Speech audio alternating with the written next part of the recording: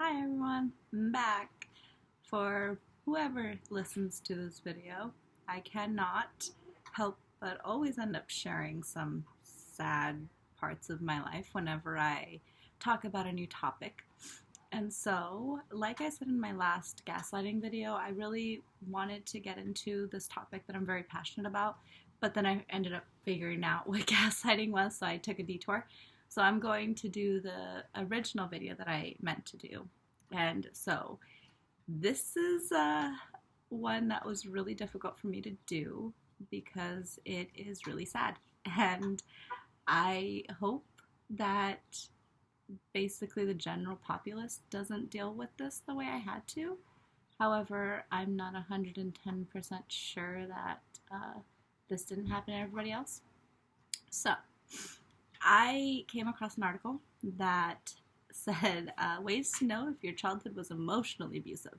Now, I know for a fact my childhood was physically abusive. I mean, I was hit a lot by my stepfather and my mom. And neglected medically to the point of death. So you could say that I have very clear signs of abuse. However, the mental abuse, much like gaslighting, is very hard to really understand and know that you're in it. So, like my gaslighting video, I'm going to bring up some examples that I found that were really enlightening for myself. And I'm going to just go through them with you and hopefully we figure out that we're not alone in this. And if you dealt with, maybe one or two of these, then okay, everyone's flawed. Everyone's parents are flawed. That's a mistake that we're all bound to make. We're all going to make mistakes, especially as parents. I'm a parent. I make mistakes. So I am not above saying that if your parents have done one or two to three of these things that, your childhood is completely traumatized. But I am going to say if you have more than 5 of these, then you should probably maybe seek a counselor because I'm in counseling right now to deal with all of these things that I'm going to go over. And it's very helpful. However, I still feel very lost when it comes to understanding what my childhood was. And so I'm going to start with y'all. I'm going to go through 15 topics today. So it's going to be a longer video. I do apologize. But I do hope that you find this helpful because I really did. All right, so number 1. Your parents were overly critical of you and had always negative inputs on anything you did. Now, I can give a clear example of this. I was house sitting my mother's house, and she lives, let's say, out of town from our major city, and my son and I would have to go in town to get the things that we needed. And at the time, we were going to church. And so I got a message from, my mother saying, like, where are you? Why haven't you been home? The dogs have been home alone for 7 hours. And my mom leaves them alone for 8+ hours when she works her 40-hour weeks, her and her partner. And I told her, well, I'm so sorry to tell you this, but I got a flat tire. And so I have no money. I'm having to figure out how to get a new tire. And so I did. And even though I was traveling outside of city limits to watch my mother's dog as a favor to her, which she had told me not to do it. Like she said, oh, I don't need you anymore, twice. So this was me doing it as a complete favor to her. However, there was no question of, oh, are you and the baby okay? Like, do you need anything? Can we call anybody? Do you need any money to buy the new tire? There was none of that. There was just, oh, so you've left the dogs alone for 7 hours. There was no regard for our safety in her messages at all. All right, next tip. Sorry, my list is a little backed up. Overly moody. Now, this is really damaging because it really leaves you in a place where you're not really sure of what to expect. And to me, I kind of was like, oh, that's exciting. But like what I realized when people would talk about when I was upset is like, oh, we feel like we're walking on eggshells. And I was like, for what? I go barricade myself in my room. Like, what are you walking on eggshells for? And then I remembered my entire childhood. And I remember my mom always wore high heels. So when she was coming home, I could actually hear her walking to the door, and the clacking of her heels made my heart race, and I would start to freak out, and I would start to predict what things she was going to yell at me for, because my sister and I were home alone while she worked. Excuse me. So when I'd hear her heels clacking on the sidewalk, I would freak out, like, what is she going to yell at me for? Was she going to be in a tired mood so then I just can go hide off to my room, leave her the TV, and I'm fine, I'm all kosher? I didn't know. And honestly, that can lead to a lot of anxiety disorders.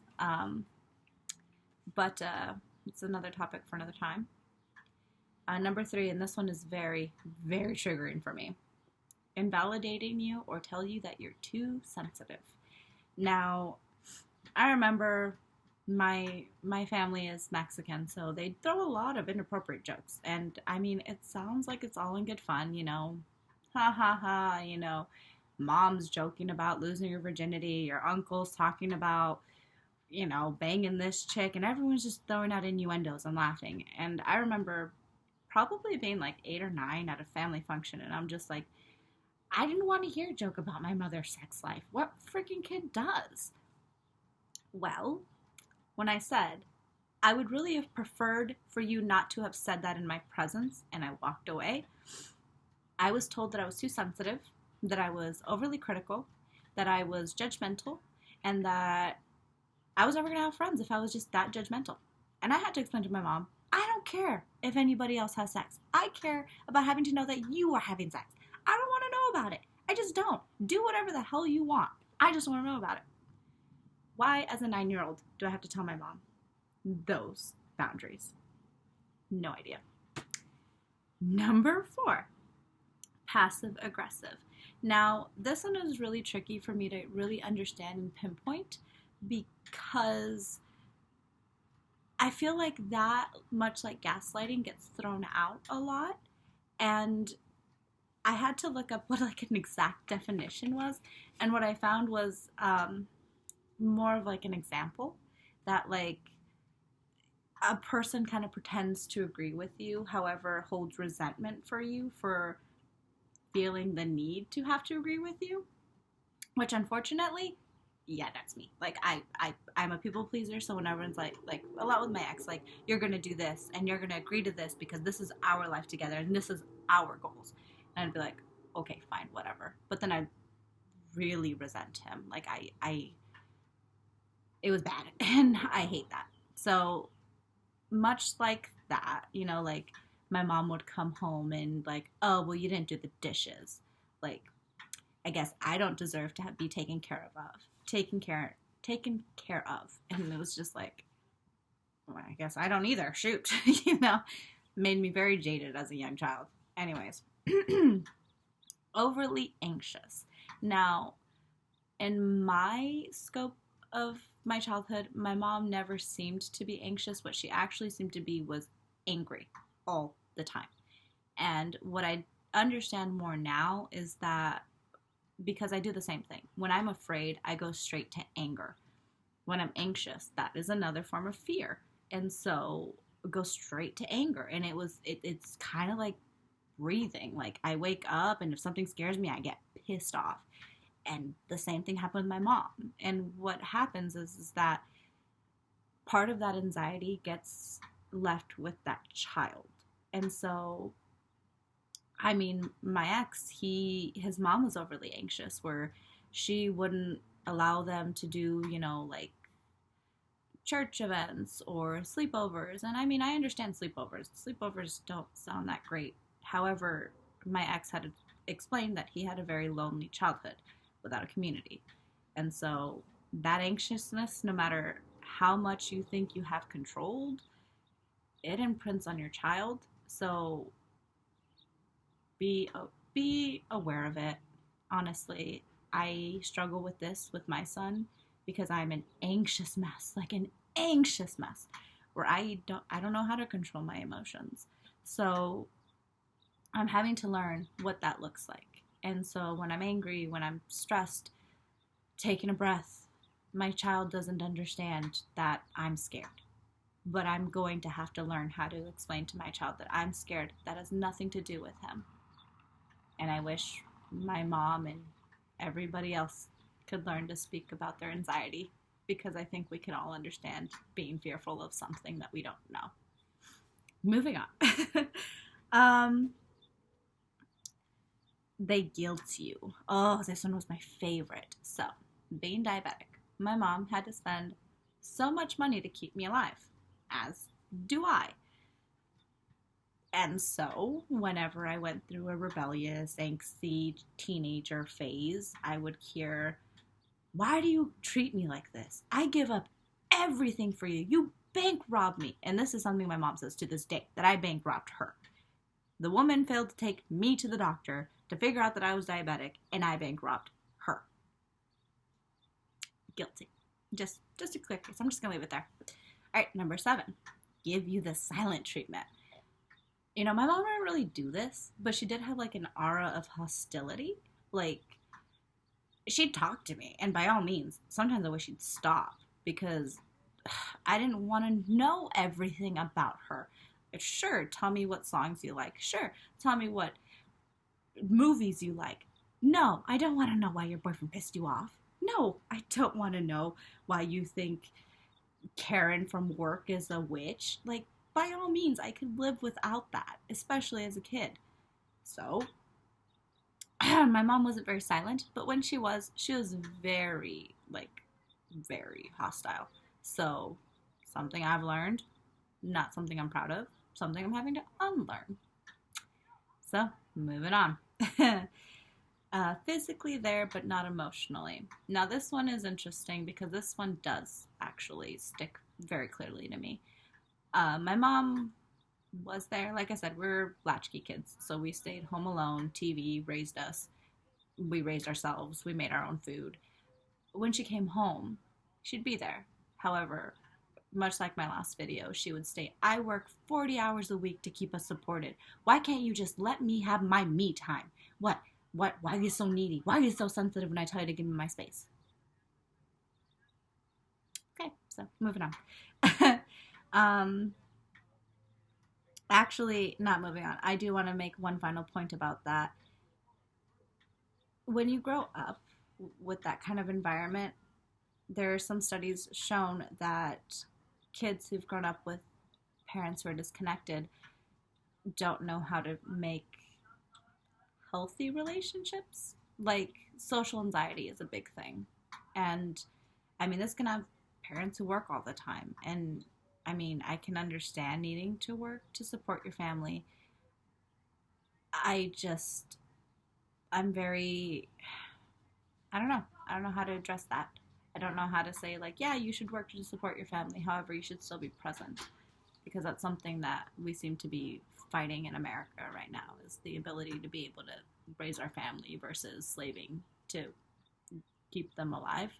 I don't know. All I know is that this can lead to a lot of withdrawal, which is something that I do socially, is that I don't talk to anybody. And now I'm on YouTube for it. Anyways, now I'm moving on. Number 9. Now, this is something that I had to learn about today, actually. Not respecting your space or boundaries, which actually leads to another psychological term called enmeshment. So that's where boundaries, personal, socially, they're just not respected between family members. It's most typically with family members, but it's not. It could also happen with best friends, roommates, whatever. As long as you don't establish boundaries, that's one thing. Now, the reason I bring this up is because there's some clear examples that parents can do to do this. And this is stealing your journals, reading your emails, breaking into your social media accounts, reading your text messages. Everything that I've just listed, my mother did to me. I was diagnosed at age 14. I had a lot of anger, had a lot of rage, particularly towards my mother for leaving me when I was dying. And I cannot say this any clearer way. I was literally dying. The doctor had to tell her that I was in diabetic ketoacidosis, which is essentially your body shutting itself down when your blood sugar's gotten too high. I was lucky that I didn't end up in a coma. So I wrote down all of my angry thoughts in my journal, and I let it all out, and I felt peaceful for it. Then my journal went missing, and I didn't find it for another 2 years later. I stole it back from her. I reread it and felt nothing but shame because of the things that I wrote. That was supposed to be my safe place, and she took it. Listening to your conversations, something my mother did. I remember telling my best friend on the phone once, God, if my mom took my music away, I don't know what I'd do. It's like the only way that I can deal with sadness. Guess what my next punishment was as soon as I pissed her off? Guess. Yeah, she took my music away. Yeah, that was fun. Honestly, this lack of autonomy and respect for your own personal space is very dangerous because it could become more of a problem in the future where I don't know how to make clear boundaries because I don't understand them. I just don't. I don't understand what it means to, hey, I need some space, without getting completely hurt thinking that I did something wrong. But, moving on. Blame yourself for other people's bad behavior. Now, this is something learned from kids who have been abused because they've learned that in order to survive, I have to deal with the abuse. And that, unfortunately, leads into your future dynamics. I mean, any kind of dynamics. Any living situation you walk into and the place gets hostile, a fight happens. And if let's say it wrongs, like you feel like you've been wronged, but you say, I have no place, I have to survive, you might have been abused as a kid. Just think I should let you know that because I just found this out today. Number 11, self-destructive behaviors. Now, I feel like this gets thrown out a lot too, but what this means is like risky sex, self-harm, cutting, trying to commit suicide, overdosing, and addiction. Those are all the very big ones of self-harm. I think another self-harm thing is probably completely isolating and not speaking to a single soul. I don't do that per se, but I don't talk to people that often. Again, why I'm on YouTube. So that being said, much tying into the whole being invalidated. I didn't feel validated any place, so why would I talk? No one's ever going to tell me, yeah, you have a right to feel upset. So why do I talk to anybody? Again, why I'm on YouTube. I want to know if I'm wrong. I want to know what I did, what's wrong with me, why I'm in therapy, why I have a close-knit community, why I have friends who keep me in check, why I'm constantly checking, why I'm on YouTube. Because I need to know if my thoughts are actually crazy or if I may have been abused, because I can't tell at the moment. Anyways, moving on. Anger towards your parents. If you haven't listened to any of my past examples, you can tell I kind of hate my mom. I mean, I don't want to say hate, but I don't know which other way puts it more clearly, in a sense that I can't stand her. I can't. I can't stand that. I'll be there for you. I'm your mother. I miss you. Why did you just throw me away? The woman threw me out at age 18. I had to beg her for my medication. My little sister had to pack up all of my belongings in trash bags and throw it outside of the apartment so I could steal my things back. And she did not speak to me until 10 years later. I wasn't a mother until this past year. So I couldn't have understood why she would not try to speak to her child or even wonder if I was alive. Never cared. Never did. Never once checked up. I unfortunately had to tell her when her ex-husband was on the run for murder, and she quickly blamed me for it. So back to my example 1. I have a lot of anger towards her, if you can't tell. 13. Fear of your parents' reactions to your decisions. Now, given the fact that I cannot stand my mother, I still fear what she thinks of me. And this sucks. Because I have a family. A very wonderful family who's taken me in and who's taught me how to save, how to drive, how to get a job, how to do taxes. Okay, well, I don't know how to exactly do taxes, but they've helped me do the whole process of it. They've taught me so much. They taught me how to healthy eat. They taught me how to exercise correctly, how to best keep myself alive. And she, my mother, does not like the fact that I call them my parents. Because when she threw me out at age 18 and I almost died again, they took me in. They let me live with them for 3 years. And I knew these people when I was like 13, right before I was diagnosed. And they said, come home, we'll help you. They did. They helped me get on my feet. And to this day, I call them mom and dad. I see them every Sunday. They are my family. And that woman still knows them for that. She says that they stole me. If you've listened to any of my past examples, you'll know nobody stole me. I was begging to be loved. And those were the only few people who actually did. So, legally, I'm their kid. Like, I changed my name to their last name, and I call them mom and dad, and anytime anything happens, they're the people I run to. Why? Because they've never told me that I'm so bad, that this is why I deserve to be abused by my mother, that this is why I deserve to be in an abusive relationship. No. There are things that they don't agree with me with, and that's fair. Every parent's going to do that, but even if I'm terrified of talking to them about the decisions I've made, I'm not really that afraid of what they're going to think of me, because at the end of the day, they still love me. But I don't have that same thing with my biological mother. And I wish I did. I really wish I did.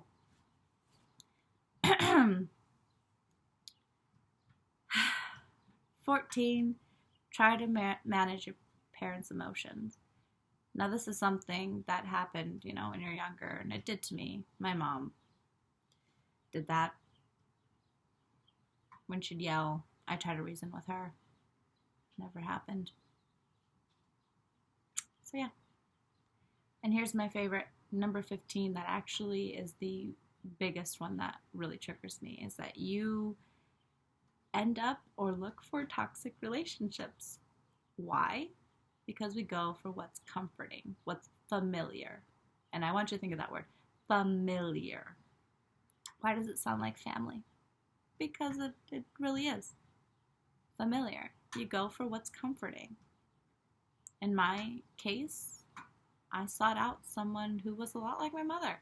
Never saw any good in me, wanted me around to help them. I was only there as almost an accessory, kind of, I still question to this day if my ex ever really loved me or he just wanted a certain version of me. And to this day, I'm fairly convinced he only wanted a certain version of me that I just refused to give. If you want me, you get me. And that has always been my bottom line. I'm not changing myself for you, and I'm not expecting you to change for me. However, he didn't hold that same idea, so I was supposed to be changed. I was supposed to change for him. I was supposed to sacrifice for him, which I did, but he never saw those. So, all that being said, I'm not telling you these things because I want you to hate your parents. I'm telling you these things because I want you to better yourself. And if I'm projecting that I want to better myself, then I'm projecting that I want to better myself. And I really want everyone to know clearly that I don't want to hate my mom. I don't. I don't really hate her. I love her. And I just wish that from the bottom of my soul that she would have loved me too. It's all we want to be, is we want to be loved. I don't know how many horror film fans watch this, but you know, there's this part in Silent Hill that always stuck with me, you know, where at the end, you know, they say, "Mother is God in the eyes of a child." My God abandoned me, beat me, left me for dead, and told me that it was my fault why she treated me that way. And to this day pretends none of it happened because I made it up. So I don't tell you these things to depress you. I tell you these things because it's much more depressing to sit in this hurt and not realize what the truth is. I only got my information from one source. And I think I'm tired of repeating myself. So I'm going to say this once on here and tell you, I was abused as a kid. I'm not proud of it. I'm scared because breaking the cycle is way harder than you'd think. Way harder. At 8 years old, I decided that I'd never, ever treat a child the way I was treated. Even if they annoyed the shit out of me. Unfortunately, I treated my little sister the way I was treated. I was 8 when I was forced to raise her. You model what you know. You seek what you know. And I need to know that that wasn't okay. The yelling, the belittlement, the invalidation, it's not okay. So I'm really hoping that maybe I'm not alone and maybe somebody else can understand this and tell me your story, because I'm tired of feeling like I was the only unloved child. So if anybody wants to reach out, by all means, please let me know, because yeah, I'm really, really, really tired of screaming into the abyss, and I don't know. I'm just tired. So yeah, I hope that this depressing video helps somebody else. And please feel free to reach out. Thank you.